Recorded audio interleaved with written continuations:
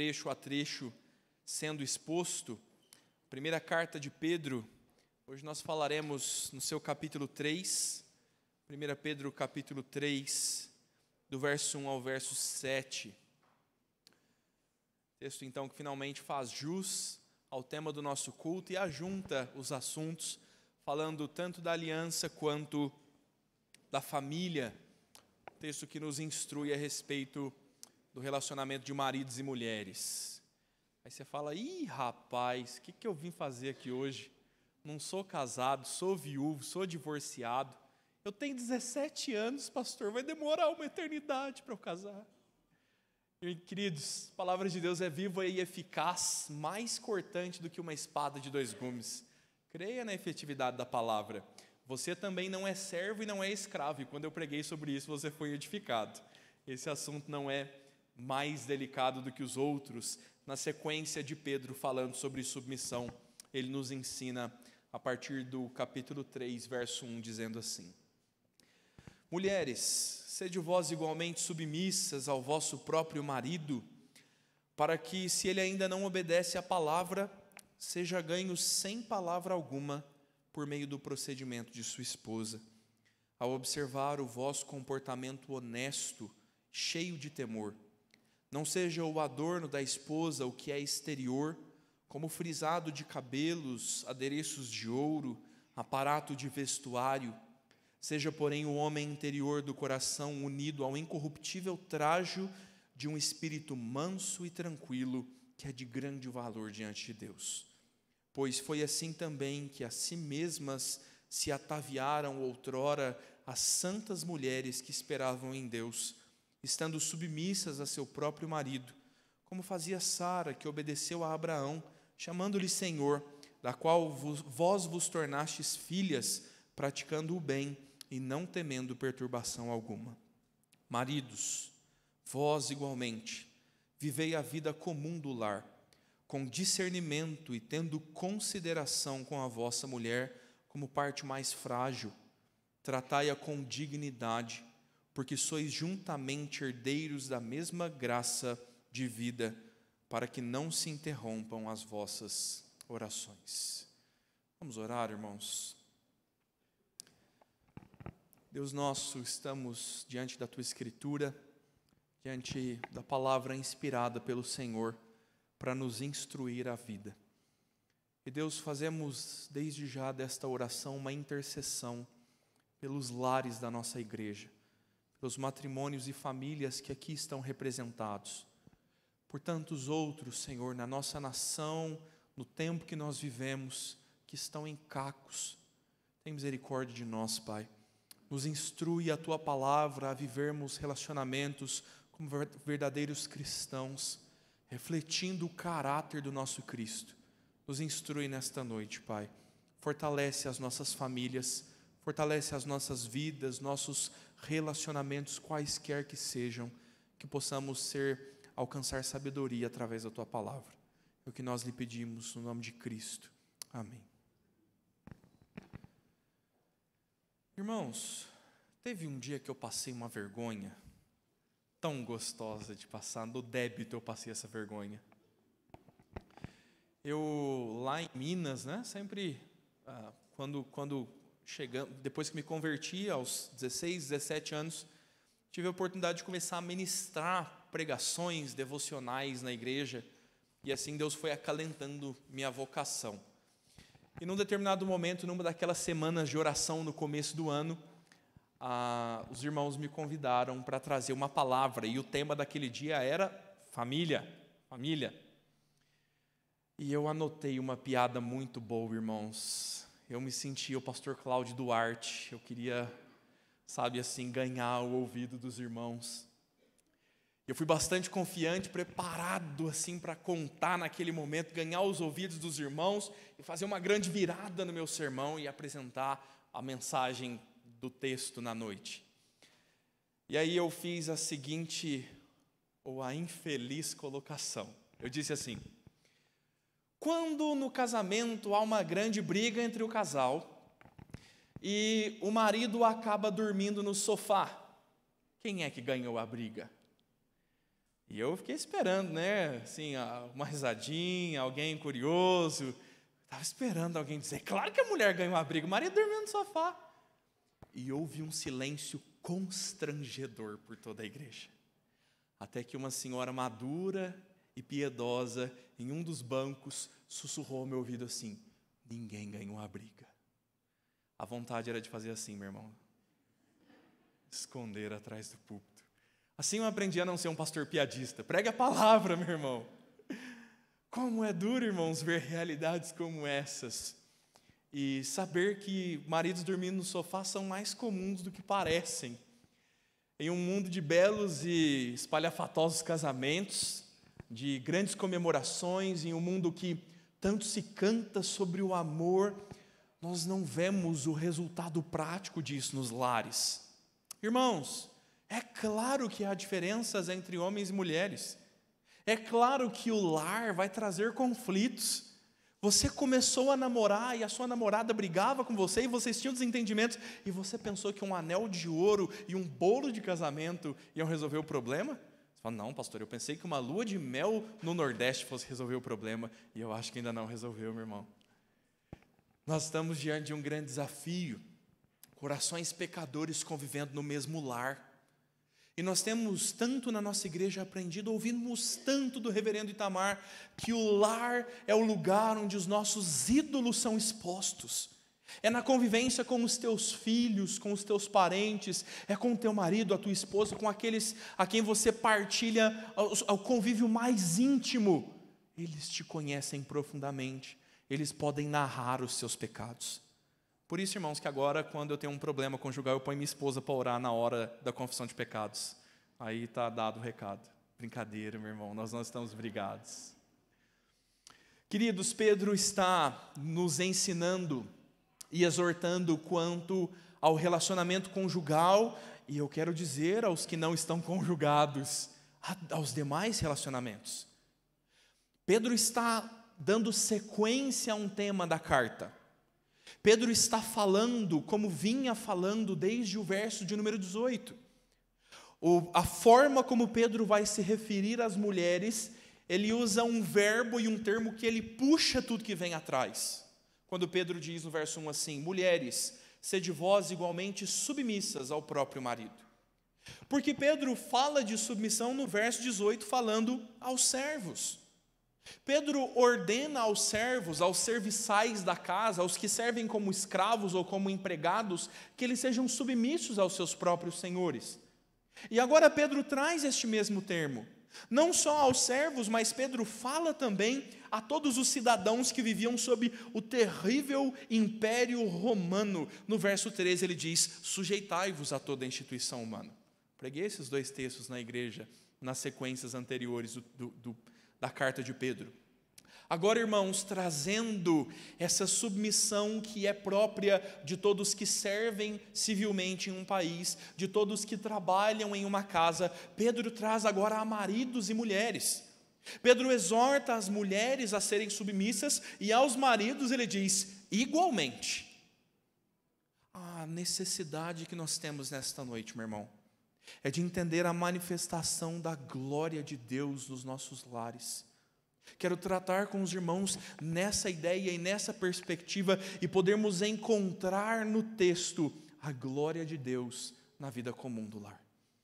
Para isso, obviamente, vou seguir a divisão mais clara do texto, fazendo duas divisões, tratando primeiro as esposas e depois os maridos, mas olhando mais amplamente do que tendo por primeira divisão as esposas. Quero falar encontrando a glória de Deus na vida comum do lar, em primeiro lugar, do verso 1 ao verso 6, entendendo a boa conduta para ganhar a outros. As mulheres estão sendo chamadas a essa responsabilidade, mas ela se estende aos cristãos. Viver uma boa conduta para ganhar a outros. E assim, então, Pedro de fato introduz a sua chamada às mulheres para que sejam igualmente submissas ao seu próprio marido.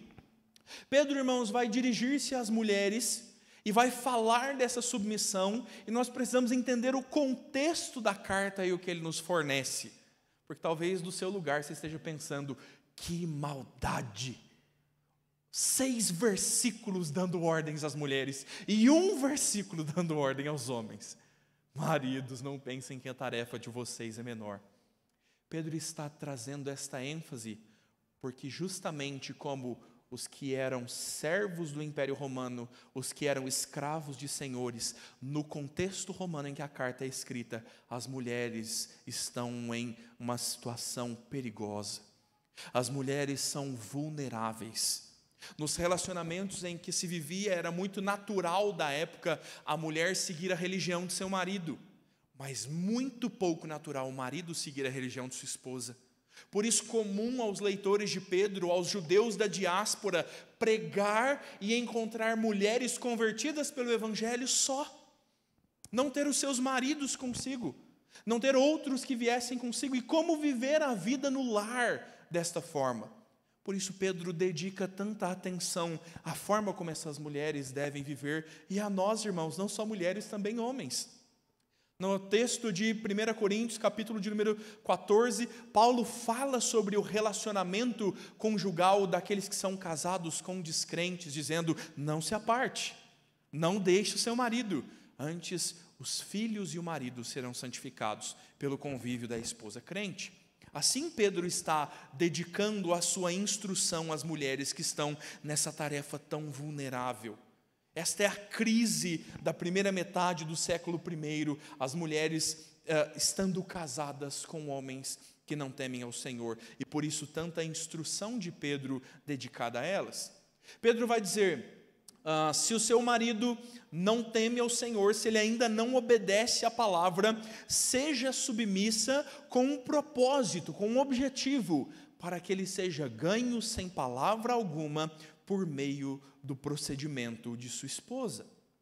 Pedro vai dedicar-se a falar sobre a razão de estar sujeita a mulher ao seu marido. Esse mesmo verbo de submissão, que pode ser traduzido também por obediência, nos traz a ideia de que a mulher deve dedicar-se ao seu marido e não a todo homem. Antes que alguém me processe no que está sendo transmitido online. Pedro não está preocupado, irmãos, em fazer uma apologia à superioridade masculina.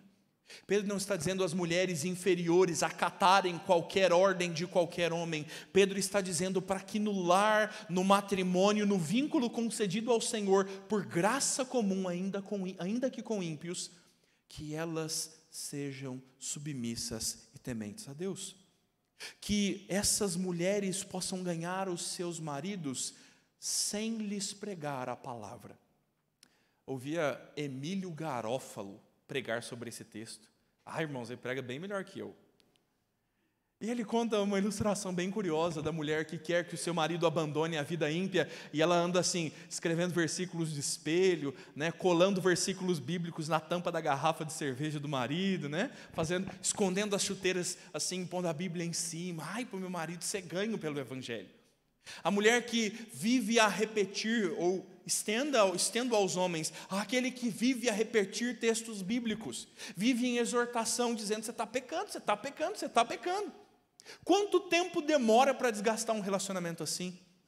Tanto Pedro quanto o apóstolo Paulo dão esta instrução específica ao convívio, dizendo que na submissão ao seu próprio marido, elas andem nos limites da Escritura e elas ganhem pela sua postura e seu comportamento. Os maridos ímpios olharem e dizer: rapaz, essa mulher era reclamona demais. Esse meu marido era um preguiçoso de mão cheia. Esse homem nunca se preocupou com como eu estava me sentindo, se eu estava bem, se eu estava mal, se eu estava triste. Agora ele virou a ser atencioso. É o marido que olha a sua esposa e a mudança do seu comportamento, dizendo: por que a minha mulher é tão carinhosa comigo? Como minha mulher tem capacidade de me perdoar das coisas que eu faço? E talvez o próprio homem ímpio não entenda. É sobre isso que Pedro está falando. Sobre serem ganhos pelo exemplo dessas mulheres, pela conduta da sua esposa, e a conduta é propriamente um estilo de vida, é o seu modo de viver, não o recitar versículos decorados, mas o vivê-los dia a dia. Pedro não quer que essas mulheres sejam martirizadas, obedecendo cegamente aos seus maridos cruéis muitas vezes, maridos maldosos que consomem a vida de suas esposas. Pedro quer que elas se submetam aos seus maridos, enquanto o que eles requerem não seja além daquilo que é próprio dos crentes.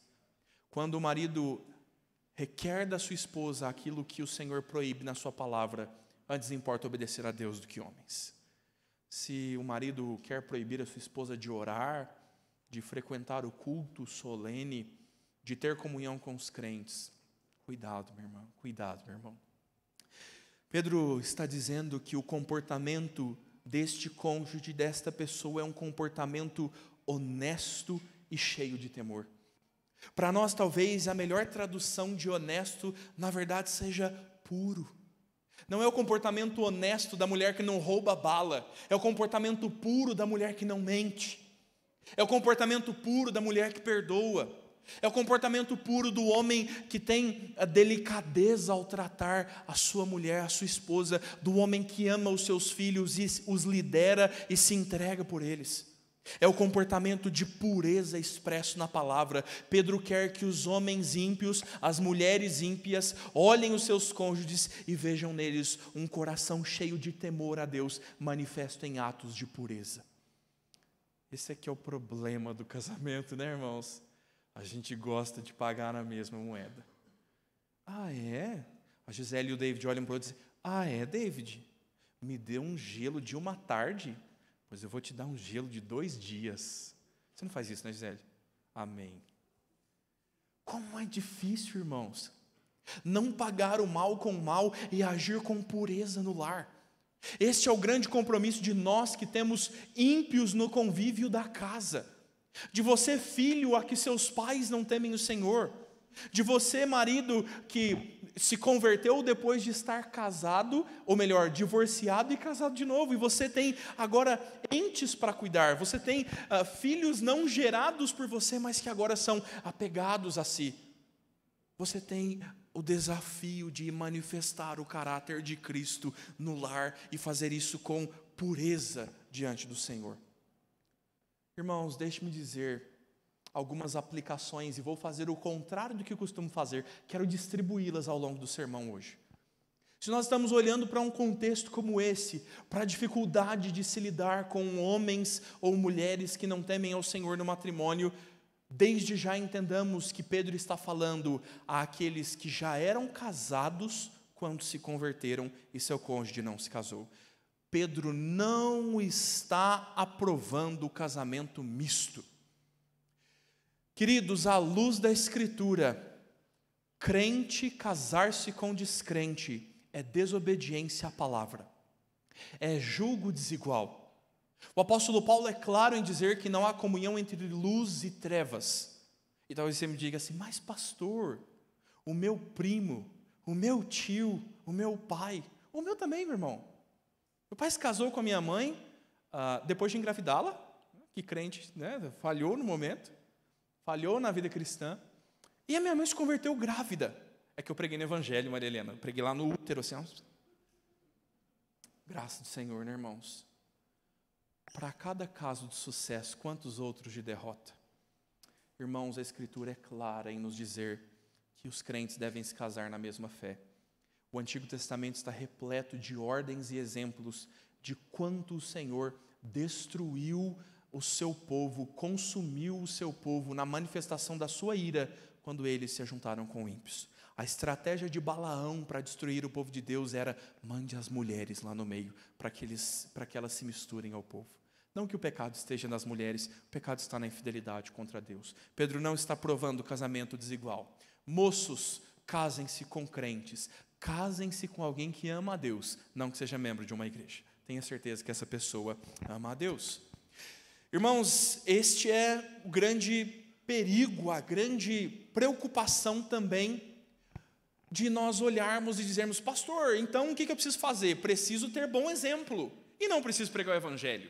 Então eu vou guardar minha Bíblia, não vou mais gastar tempo lendo e muito menos recitando versículos dentro de casa. Irmãos, nós devemos nos apegar a uma coisa sem deixar a outra. É certo que nenhum de nós deve ser enfadonho, cansativo, insensato, sem sabedoria no lar, recitando versículos constantemente, mas a salvação vem pelo conhecimento específico de Cristo. A salvação vem pelo ouvir da palavra de Deus e crer nela com o coração. Portanto, é necessário, sim, no momento adequado e oportuno, pregar a Cristo. Os nossos bons atos não vão substituir a pregação do Evangelho, eles vão confirmar.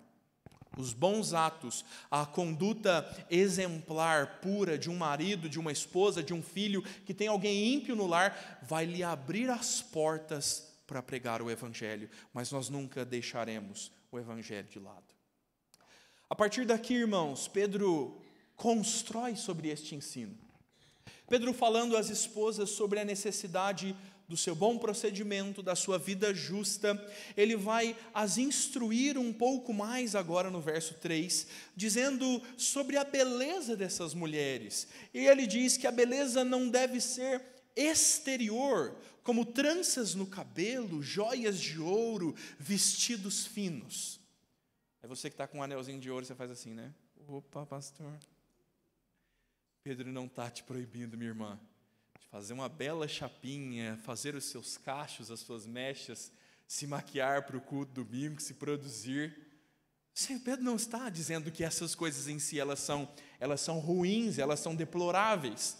Mas Pedro está falando num contexto tal como o nosso, que as mulheres valorizavam um bom vestido de linho do Egito, um bom vestido de seda trazida de um outro país.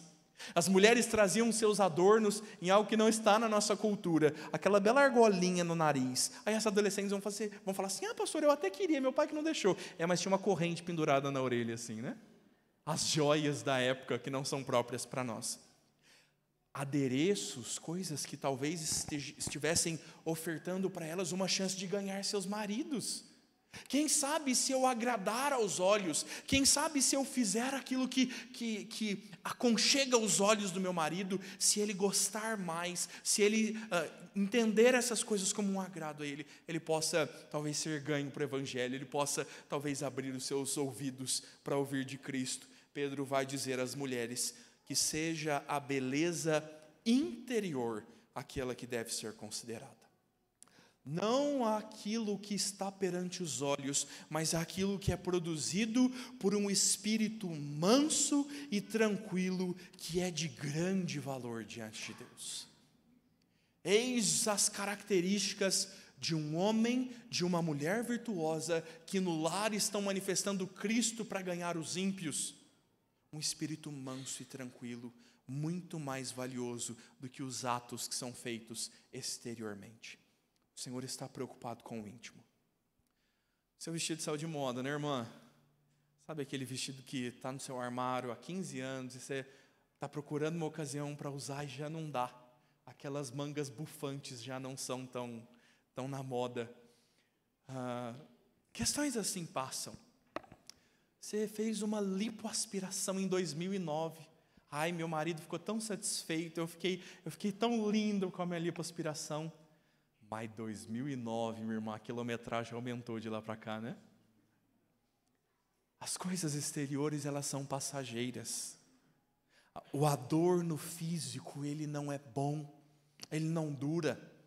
O cabelo frisado, feito na sua chapinha, ele não dura. A chuva o levou nessa noite. Pedro está falando de um adorno, de uma veste íntima, interna do coração, própria do Espírito, e ele diz que ela é permanente. Minha irmã, esse botox ninguém te tira. É o embelezar de um espírito que teme ao Senhor, um espírito que é manso e tranquilo, que encara a vida nos seus desafios, a vida no lar, com paciência, com longanimidade, refletindo o caráter de Deus, que é paciente conosco nos nossos pecados. Irmãos, como é precioso para nós ler textos que dizem que o Senhor não levou em conta os pecados do nosso tempo da ignorância. Eu olho para o pregador de 2015 e eu falo, ainda bem, Senhor, que não estava gravado. Ainda bem que o Senhor me ensinou algo precioso da sua palavra e hoje eu posso não cometer o mesmo erro. Nós podemos olhar para essas coisas e dar graças ao Senhor, e assim o Senhor pode alcançar os nossos corações e nos transformar para sermos mansos, tranquilos e refletirmos este caráter paciente de Deus.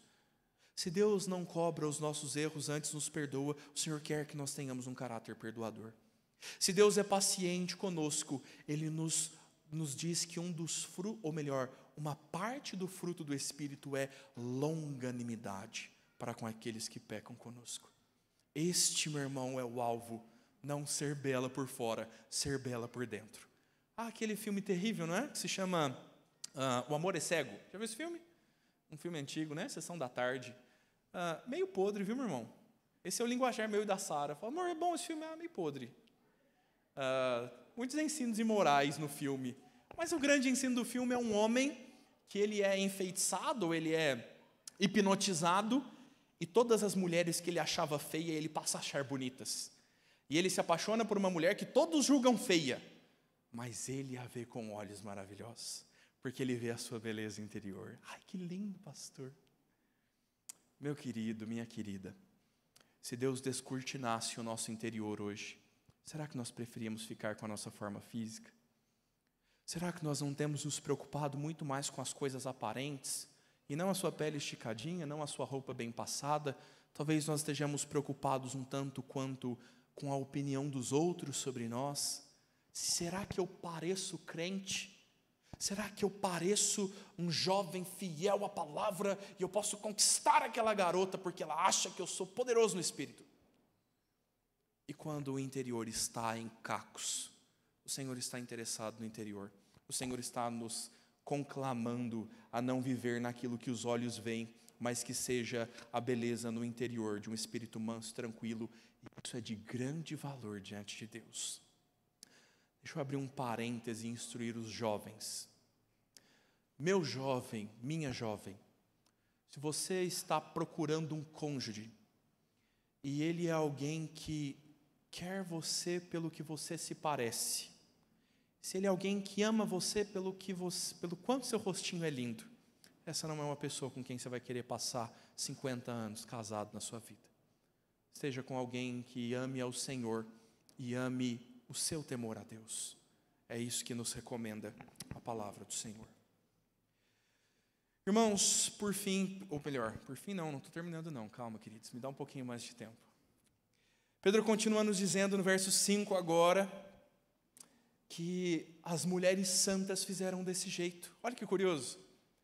As mulheres do passado, Pedro conclama o exemplo de uma matriarca, esposa de Abraão, Sara, para dizer agora de uma forma prática, de um exemplo, como as mulheres de hoje devem seguir, devem viver no temor do Senhor que viveram as antigas.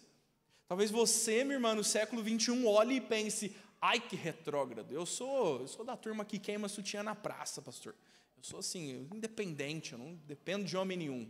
Meu pai e minha mãe me ensinaram a não depender de ninguém. Minha irmã, o ensino do texto é depender de Cristo e ver o seu marido como a manifestação de Cristo na liderança do lar. Por isso o ensino bíblico é atemporal. Por isso o texto bíblico está ensinando algo que se aplica a Sara, que se aplica aos irmãos que estão dispersos no Novo Testamento pela perseguição, se aplica a você aqui em Guarulhos. Quando Pedro vai conclamar este exemplo de Sara e dizer que assim no passado se enfeitavam as mulheres santas que esperavam em Deus. A característica das mulheres santas era esperar em Deus. Mulheres que tinham a sua esperança no Deus fiel e verdadeiro que pode supri-las de tudo. A esperança das mulheres não estava no seu marido ou nos seus filhos, muito menos na sua própria confiança. Nenhum homem deve confessar no seu próprio braço, ninguém, muito menos as mulheres são conclamadas a isso. As mulheres esperavam em Deus. O texto nos diz que cada qual estava sujeita ao seu próprio marido. Havia honra, respeito e temor no lar. E ele diz que foi assim que Sara obedeceu a Abraão, chamando-lhe de Senhor. E aí você vira para sua esposa e fala, viu, meu bem, a partir de hoje eu sou o Senhor lá em casa. Você deve me chamar Senhor, como Sara chamou Abraão. Isso é uma referência a Gênesis 18, Quando Sara realmente se refere a Abraão como Senhor, esta é a forma mais polida e sincera de dizer: eu amo este homem, sou fiel a ele e sou submissa ao meu marido. Tenho um relacionamento firme e sólido, eu respeito ao máximo o meu marido. Como se diz isso na Mesopotâmia, 2000 anos antes de Cristo? Você chama seu marido de Senhor. Como fazer isso em Guarulhos hoje? Como, minha irmã, você pode demonstrar seu profundo respeito e o reconhecimento do seu marido como cabeça do lar, tal como Cristo é o cabeça da igreja? É o que nos ensina Efésios capítulo 5. Este é o grande desafio, e por isso Pedro conclama Sara, dizendo que mulheres como essas são as quais as mulheres, as crentes hoje se tornaram filhas. Se Abraão é o pai da fé, Sara se torna sua mãe, de certa forma. E assim é convocado por Pedro o exemplo de Sara, dizendo que ela estava constantemente praticando o bem e não temendo perturbação alguma. As mulheres encontrarão um caminho de paz para servir ao Senhor no relacionamento respeitoso com os seus maridos. Não lhe sendo maiores, não lhe sendo melhores, aceitando a vida do lar como o Senhor o faz. Assim o Senhor chama as mulheres a viverem. Irmãos, da mesma forma que Pedro ensina, Paulo também ensina a Timóteo. Paulo diz a Timóteo na primeira carta, capítulo 2, do verso 9 em diante, dizendo assim: da mesma forma as mulheres estejam em traje decente, se enfeitem com modéstia e bom senso, não com tranças no cabelo, ouro, pérolas ou roupas caras, porém com boas obras, como convém a mulheres que professam ser piedosas. Meu irmão, minha irmã, a vida cristã no lar se manifestará em profundo respeito, em um espírito manso e submisso, um espírito humilde diante de Deus, mantendo a nossa esperança no Senhor, como Sara fez, tendo as mãos cheias de boas obras e não tendo nada a temer. Eis o chamado do Senhor àqueles que estão diante do ensino bíblico. A lição que nos fala da beleza exterior e interior se aplica assim a todos os cristãos. Aquela mulher que tem um espírito tranquilo, ela nunca deve ser subestimada por isso. Talvez esse seja o grande problema e a grande crise quando se fala de submissão das mulheres dentro da igreja. Elas são consideradas aquelas que são mansas, fracas e frágeis e até apáticas, por dizer. Só se falta pôr as mulheres dentro de um caixote e rolá-las ladeira abaixo. Não é isso que as mulheres são. Irmãs, a mansidão não é sinônimo de fraqueza. Talvez a mansidão seja sinônimo da própria força e do vigor, da capacidade de não pagar mal com mal, pelo seu temor a Deus. Minha irmã, talvez a fragilidade, a tranquilidade que seja ofertada pelo texto das mulheres que se submetem ao seu marido, sejam terríveis aos seus ouvidos. Dizendo: eu jamais me submeteria a este homem. Entenda que a sua submissão em último grau é a Cristo. E o Senhor tem dado ao lar este modo de operar. E nós vamos já bater no seu marido, minha irmã. Mas entenda que o relacionamento que Cristo nos propõe em Efésios capítulo 5 é de uma esposa que se submete ao seu marido, como a igreja submissa a Cristo, e de um marido que ama a sua esposa com amor sacrificial, como Cristo amou a sua igreja, se entregando por ela. É a esta exigência que a Escritura está nos chamando. É a este relacionamento do lar. Não esposas que são feitas de capacho, mas esposas lideradas por homens que estão dispostos a se entregar por elas, e no mesmo sacrifício que Cristo. Homens que estão dispostos a dar a própria vida pela honra, cuidado e zelo das suas esposas. Deus não quer menosprezá-las, irmãs. Deus quer honrá-las e quer guardar a vocês essa posição de honra. Muito bem, assim consideram as feministas um absurdo, um abuso, algo terrível e tremendo. O lugar da mulher é onde ela quiser. A mulher é dona do seu próprio corpo e ela deve tomar as suas decisões e jamais baixar a cabeça a homem nenhum, quem quer que seja ou o que quer que peça. Senhor chama todos a se humilharem diante dele. O estado de todos os crentes é humilhação e contrição diante de Deus. Quem somos nós para nos exaltar sobre outro? Minha irmã, quem é o seu marido ou qualquer outro homem para se exaltar sobre você? Não são. Deus não está pondo as mulheres em uma situação vulnerável, que lhes põe a vida em risco, a honra em risco. Deus está pondo as mulheres onde Ele as criou para estar, sendo cuidadas, zeladas, amparadas, lideradas. Elizabeth Elliot escreve um livro que se chama Deixa-me Ser Mulher. Deixe-me ser mulher. É um pedido ao movimento feminista. Deixe-me ser mulher.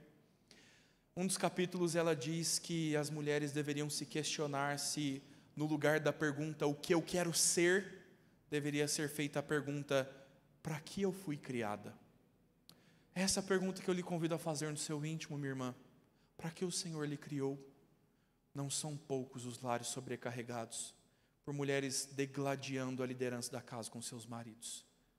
Maridos que abandonaram a liderança do lar e o zelo por isso, e as suas mulheres assumiram tantas funções que não são suas e estão hoje sobrecarregadas. O Senhor está nos chamando a uma vida piedosa e ao lar cristão como Ele o criou para ser.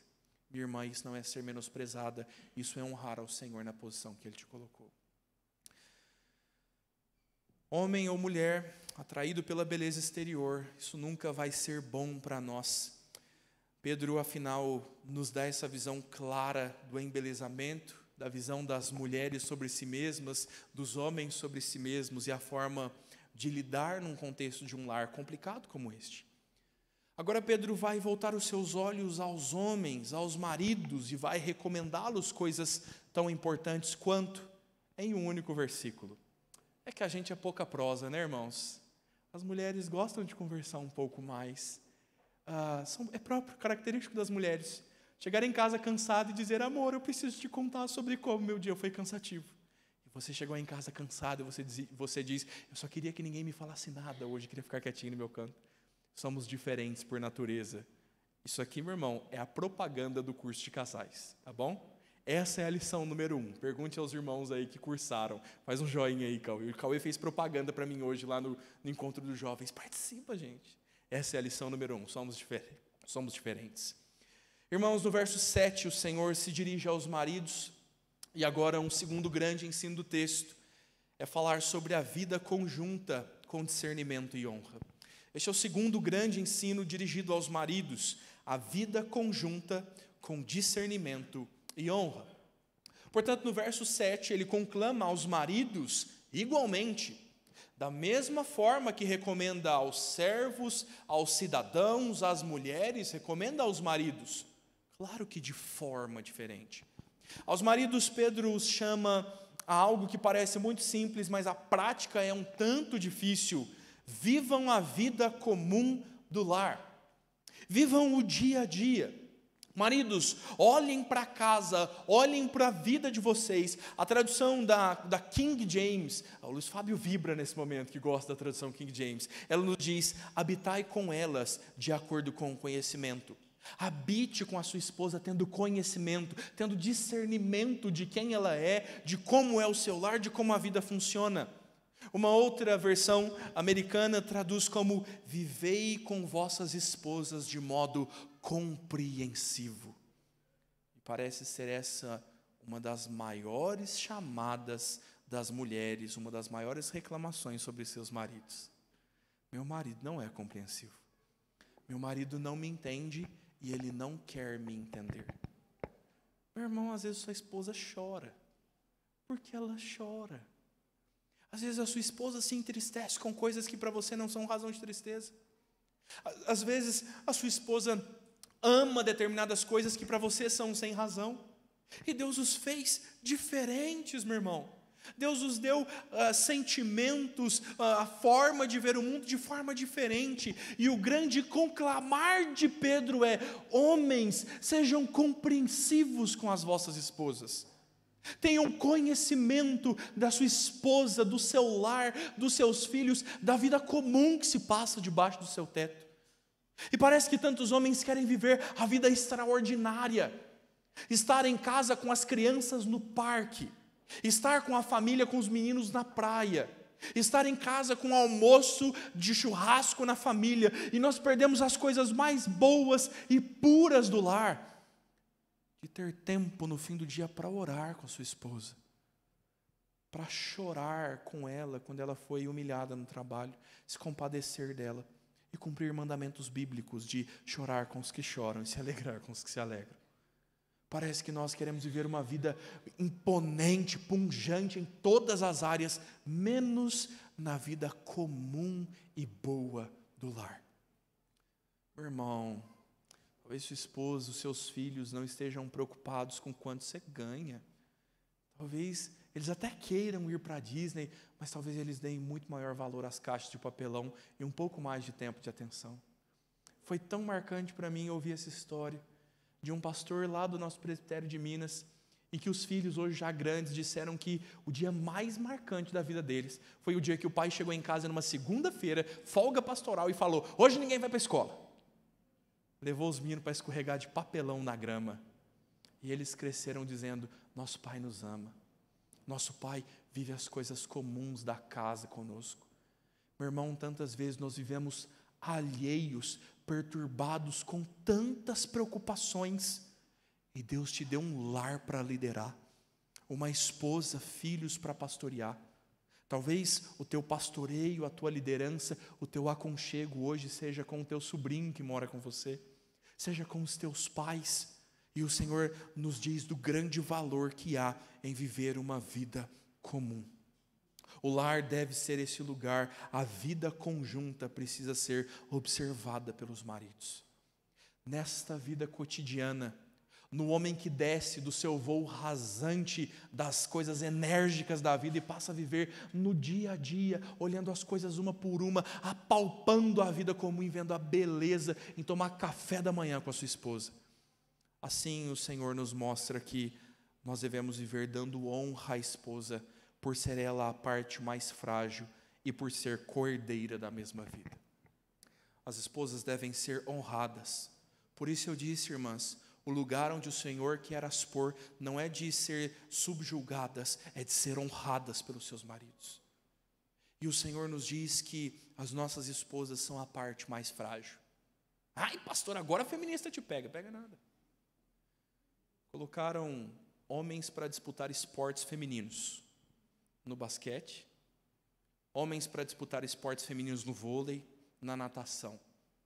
Veja o que os próprios ímpios dizem sobre isso. Veja como a força física dos homens é esmagadora sobre as mulheres. A Sara luta Muay Thai comigo de vez em quando, irmãos, lá na nossa academia lá. Tomei um murro na cara uma vez, mas se eu soltar a minha força nela, eu acho que eu vou machucá-la. Isso é criacional. Deus fez assim. Deus fez o homem com força, com vigor, com capacidade física, ombros largos, braços fortes, para poder proteger a sua casa, para sair e suar no labor do seu trabalho e trazer de volta o sustento e nutrir a sua casa. Deus os fez assim, e o Senhor nos chama a honrar a nossa esposa com aquilo que o Senhor nos deu a ser, a zelar por elas e cuidar na fragilidade que lhes é própria, e as mulheres não devem querer ser outras coisas, e os homens não devem encorajá-las a ser outra. Quão terrível é, meu irmão, subjugar a sua esposa a um emprego, quando ela clama a você dizendo: me deixa criar os nossos filhos e discipulá-los. Subjugar a sua esposa a um emprego dizendo: vai trabalhar porque a gente precisa trocar de carro.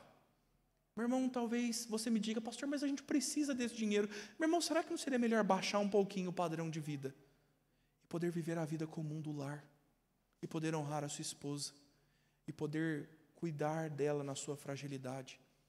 Não estou condenando as irmãs a trabalhar fora, queridas. Façam no temor do Senhor. Sejam fiéis, zelem do lar, sejam mulheres fiéis e piedosas no lar. Mas se você precisa deixar a sua família para trabalhar, a sua família claramente vem em primeiro lugar, segundo a Escritura. Os homens precisam olhar para as esposas não só como a parte mais frágil fisicamente, mas por elas serem coerdeiras da mesma graça da vida. Meu irmão e minha irmã, este que habita contigo é alguém comprado pelo sangue de Cristo, é alguém que teme o Senhor, é alguém por quem Cristo verteu o seu precioso sangue e sofreu todas as coisas. É alguém a quem Cristo concedeu a eternidade, a quem Cristo santifica diariamente, e esta é a razão mais clara do Senhor nos dizer dos papéis diferentes do homem e da mulher, mas todos eles considerados iguais perante o Senhor. As mulheres não são menos vistas por Deus, porque talvez não gostem da forma como o Senhor lhes dispôs na casa, no lar, da forma como o Senhor lhes criou e lhes concedeu tarefas e responsabilidades. As mulheres não são menos, elas são co-herdeiras da mesma graça da vida. O Senhor olha a todos nós sob a mesma ótica, nos considerando sob Cristo. Como pode você, meu irmão, negligenciar uma serva de Cristo? Como pode você, minha irmã, tratar mal um servo de Cristo? Tratem-se com honra, vocês são co-herdeiros da eternidade. O Senhor nos chama sobre este exemplo máximo. A razão fundamental desses cuidados é porque são pessoas que estão conosco diariamente perante o Senhor. Por fim, Pedro nos diz que, agindo assim, as orações de vocês, homens, não serão interrompidas. Ou seja, se vocês não agirem assim, as orações de vocês serão interrompidas. Deus está interessado, meu irmão, não na discórdia, não no desdém, na falta de apreço. Deus está interessado na comunhão do lar. Deus está interessado na saúde espiritual da nossa casa e como nós trabalhamos para conduzir a nossa casa à fidelidade com Deus. E assim o Senhor diz: se nós andamos ocupados, trabalhando demais, rapaz, e não vivendo a vida comum do lar, e não tratando nossas esposas com apreço, com cuidado, não esperemos nós de Deus alguma coisa. Quando estamos buscando tantas outras e somos desobedientes naqueles princípios mais claros que Deus requer de nós. Primeiro a tua família, meu irmão. Primeiro a tua casa. Não se trata de pagar escola ou dar uma bolsa da Coco Chanel para sua esposa. Ela quer ganhar talvez, meu irmão, mas não se trata de trabalhar para isso. Se trata de edificar um lar que teme ao Senhor, que anda nos seus caminhos. O texto está nos dizendo: aqueles que querem viver impiedosamente e não cuidarem dos seus próximos, aqueles que querem viver como os que são piores que os descrentes e negaram a fé porque não cuidam dos de casa, não esperem receber algo de Deus. Não esperem receber algo de Deus. Poderia testemunhar, e tantos irmãos aqui poderiam contar, de quantas bênçãos o Senhor derramou. Aquelas bênçãos da aliança, lá do começo, se lembra? Quantas bênçãos o Senhor derramou, quando os irmãos decidiram tomar as escolhas certas, zelar pelos seus lares, amar seus filhos, honrar suas esposas, submeter-se aos seus maridos, ter espírito manso e humilde, andando com fidelidade diante do Senhor. Quem vai encher os teus celeiros é Deus. Quem vai dar o fruto da macieira, quem vai fazer não parar de trabalhar a sua amassadeira, é o Senhor. É Ele quem vai conceder todas essas coisas, se você atentamente cumprir aquilo que o Senhor te ordena na aliança. E o Senhor hoje está nos expondo a necessidade de vivermos com a família diante da aliança do Senhor. Irmãos, de forma geral, a Bíblia ela é sempre supracultural, né? Vemos os irmãos lá do Novo Testamento, na diáspora, vivendo princípios que são próprios para nós. Nós devemos olhar, irmãos, e parar para refletir que nós não precisamos de uma ideologia. Nós não precisamos ser machistas e bater na mesa e gritar mais alto e impor a nossa vontade sobre outros na base do medo e da ameaça. Deus não quer isso. Irmãos, homens, Deus não quer isso de vocês. Não é assim que Cristo os lidera. Não é este o exemplo de Cristo. Mulheres, Vocês não precisam de um feminismo. Vocês precisam ser quem Deus as criou para ser. O feminismo é mais uma busca do coração por alguma satisfação que preenche o meu vazio. É mais uma promessa de liberdade, como tantas outras promessas de liberdade. Você será livre em Cristo. Você terá paz e tranquilidade vivendo no que Deus te chamou para ser e fazer. Você pode seguir o exemplo de Cristo no seu lar, considerando o que a palavra nos ensina sobre o relacionamento do marido e da sua esposa. Afinal, irmãos, Deus viu a sua criação e disse: não é bom que o homem esteja só. Isso é uma graça de Deus, queridos. Isso é uma graça do Senhor. Deus conceder homem para mulher, mulher para o homem, e eles se completarem. Não canta a música do Claudinho Bochecha agora não, meu irmão. Mas talvez você seja um tanto vago sem a sua esposa. Talvez você seja um tanto vazio sem o seu esposo. Deus criou o matrimônio. Deus o fez. E como Ele fez, Ele olhou e disse: isto é muito bom. Nosso trabalho é olhar para a obra do Senhor e retomar os grandes benefícios que Deus nos deu para viver na vida comum do lar. Glorificar a Deus na vida comum do lar não é ter os seus filhos, sabe assim, participando da igreja, sendo presidentes da federação, da UPA, seu marido presbítero ou diácono e olhar: nossa, minha família glorifica a Deus.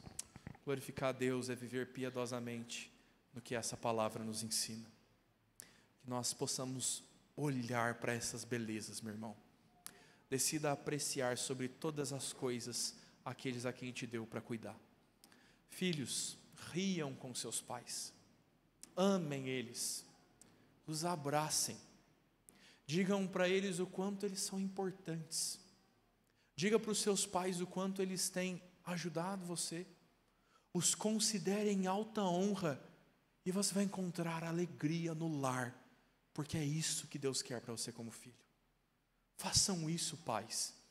Amem seus filhos, se apeguem a eles, dediquem-se, sobretudo, a dar um curso de inglês. Dediquem-se a apresentar Cristo aos seus filhos e conceder a eles a salvação que ninguém pode tirar deles. Talvez lhes tirem a fala, talvez seus filhos adoeçam e talvez você os perca. Os irmãos que fizeram promessas no batismo na última semana prometeram: se o Senhor os mantiver vivos até a idade da razão. Deus não nos chamou para idolatrar filhos, eles são do Senhor. Cuide bem da obra que Deus confiou às suas mãos. Ame tua esposa, meu irmão. Mergulhe no mundo dela. Entregue seus ouvidos, seu ombro para ela. Gaste tempo no seu lar. Se assente na sala, veja como a sua casa funciona. Perceba a rotina do seu lar. Encontre nisto um tempo para cultuar ao Senhor na sua casa. Traga os seus filhos, a sua esposa pela mão e ensine-os a orar. Ore com eles, por eles. Faça isso, minha irmã. Se entregue ao cuidado do seu marido, do seu lar. Nós vivemos uma vida que nos chama sempre para fora de casa, sempre para fora. É o entretenimento, é a oportunidade, é o crescimento, e todas essas coisas são vagas e passageiras. As mais belas, preciosas e alegres estão bem debaixo do teu nariz. Tua maior alegria talvez esteja debaixo do teu teto nessa noite. E o Senhor está te chamando a ver que você não precisa viver buscando por aí. Que Deus nos dê graça para glorificar a Deus nas nossas famílias. Vamos orar ao Senhor.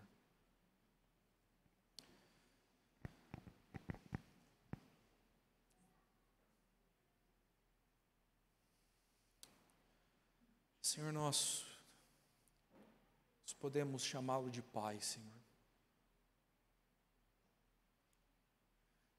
Somos adotados à família do Senhor, Deus. E nós estávamos entregues a viver em lares quebrados. E nós destruiríamos com as próprias mãos as nossas casas, se não fosse o Senhor, Pai. Obrigado, Deus. Porque na Tua graça e na Tua redenção em Cristo, o Senhor nos tirou não só dos nossos pecados, mas o Senhor nos conduz a uma vida farta e boa com aqueles a quem o Senhor nos deu a viver. Queremos orar, Senhor, porque tantas vezes nós falhamos nisso. Tantas vezes os nossos olhos se apegaram a outras coisas. Os nossos corações se dirigiram para tão longe. E o Senhor nos deu razões de alegria. O Senhor nos deu experimentos da Tua graça dentro de casa, Senhor. Oramos ao Senhor, Deus, para que o Senhor nos dê verdadeiro prazer na vida familiar. Que o Senhor nos conduza a amar uns aos outros e a zelar uns pelos outros. Que o Senhor nos conduza, Senhor, à vida familiar no corpo de Cristo, Senhor. A ter conosco apegados e ter a porta do lar sempre aberta àqueles que estão sozinhos, Pai. Para que todos conheçam do amor de Cristo, Senhor. Pedimos, Deus, que o Senhor nos dê sabedoria, Senhor, para reparar os relacionamentos quebrados pelo nosso pecado. Dá aos meus irmãos, Senhor, e a mim a capacidade de perdoar, Senhor, e a sinceridade, a humildade de reconhecermos o nosso erro e pedirmos perdão. Nos importa ser fiéis ao Senhor e ser fiéis ao Senhor no nosso lar. Não queremos que cessem as nossas orações e não sejam ouvidas. Não queremos ser considerados piores do que os descrentes, porque não amamos os nossos. Nos conduz a esta fidelidade, Pai. Pedimos ao Senhor, no nome de Cristo Jesus. Amém.